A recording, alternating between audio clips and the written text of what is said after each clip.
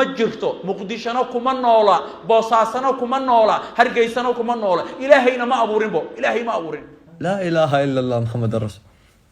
warcid wax ku sheegaysaaba hadda ma hadhinba shalay xalay bay ahayd markan baraha bulshada ay dhiiqada ay geliyeen sheekh Shantay ka warana wixii aan ka aqbaan anigu sheekhu ma aqaanin waana runtayda sheekhu ma aqaan aniguna sheekhu iska ma aqaan culimana ma nihin yaa inaan umada waalin culimada kala qabta waxa ii haray nin baraha bulshada ay ugu qoran tahay daaci mukhtaar umada Soomaaliyeed ani adiga marqaati noo ah daaci mukhtaar baraha bulshada wuxuu ku soo galay koow horto asagoo haysaha inta isdul saara boodbooday horta baraha bulshada soo galay waa markii koowaad wuxuu yiri maalinka hore baraha bulshada soo galayna isagoo niikinayo heesaya buu soo galay moosh muuqaalka anoo niikinayo heesaya aan soo dhigay ma garanaya bati bal xoogaa remember ki dadkii remember tuu ka shaqeystaan oo bal ha soo dhiga laakiin waxa la rabaa anigu horta cod anigu aan leeyahay ayaan baraha bulshada la soo galay culimada Soomaaliya Sheekh Maxamed Cabdi Umal ayaan ugu jecelahay iyo sheekayga codkiisana kuma hadlo umada Soomaaliyeed iyaga marqaatiya xadiidkana Bukhari uu ku yaala daaci mukhtaar ha loo geeyo ruuxu inuu iskalifo codkiisa codaan ahayna inuu ku hadlo islaamku ma ogola waa xaraam Sheekh Hussein Ali Jabuuti codkiisa isticmaala horta baraha bulshada waxaad la timaadaa cod adigu aad leedahay daaci mukhtaar ahaan umada wax ugu sheeg warbal codkan iyo codka Hussein Ali maxay iska galay ma isleeyihiin ilaahay baad ku dhaariyay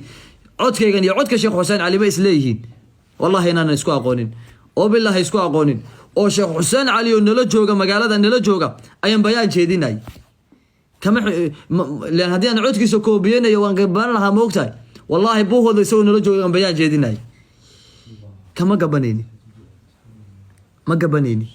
oo isma lahayn deem waligeeba ismaba oranba waa taqliidisay si loo taqliidin karaya ila codkayga hadaan wacdigeedu ku wacdiyana waa codkan weeyaan kan hadaydu kula hadlayna waa codkan weeyaan isku lahjadna ma nihin isku qariyadna ma lihin isku deegaanna ma nihin isku magaalana ma nihin hadaan ku dayan lahaana waxa weey waa inal muhibba liman yuhibbu mudii'u soma ahlul ilmiga intaan ka warhaayane